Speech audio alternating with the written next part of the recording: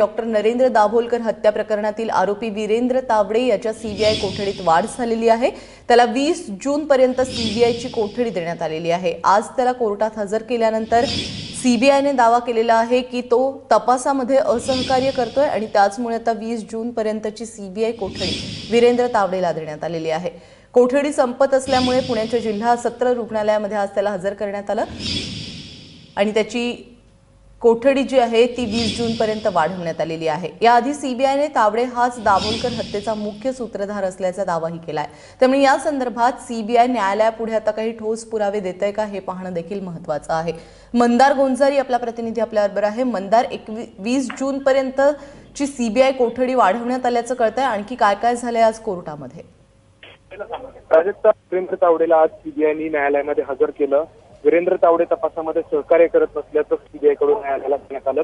वीरेंद्र तावडेच्या चौकशीतून अनेक प्रकारची माहिती समोर आलेली आहे। त्याच्या वकिलांनी पुन्हा एकदा ही गोष्ट मांडली की फक्त नरेंद्र दाभोलकरच नव्हे तर कॉम्रेड गोविंद पानसरे आणि MM कलबुर्गी यांच्या हत्या प्रकरणातही वीरेंद्र तावडेचा हात आहे।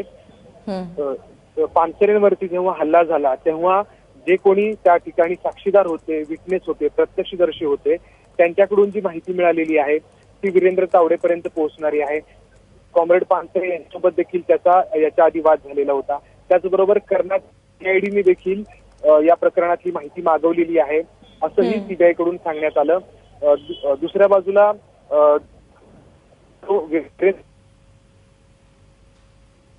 त्याला न्यायाधीशांनी विचारलं की पोलिसांकडून सीबीआयकडून त्याला कोणता त्रास झाला का, तर त्यावरती त्यांनी नकारात्मक असं उत्तर दिलं। तो न्यायालयामध्ये एकूण सगळ्या न्यायालय कामकाजादरम्यान तो होता।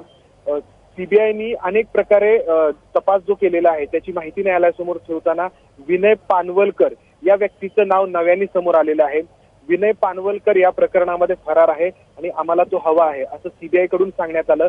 आतापर्यंत सीबीआयकडून 4 फरारी आरोपींची नावं सांगण्यात येत होती। सारंग अकोलकर, एक, दुसरा रुद्रगौडा पाटील, तिसरा प्रवीण लिमकर आणि चौथा जयप्रकाश। परंतु एक नवीन नाव यावेळी समोर आलेलं आहे, ते म्हणजे विनय पानवलकरचं। विनय पानवलकरचं या कशा प्रकारे सहभाग आहे हे आता सीबीआय जे आहे ते तपासणार आहे, परंतु त्याचं नाव सीबीआय न्यायालयामध्ये सांगितलेलं आहे।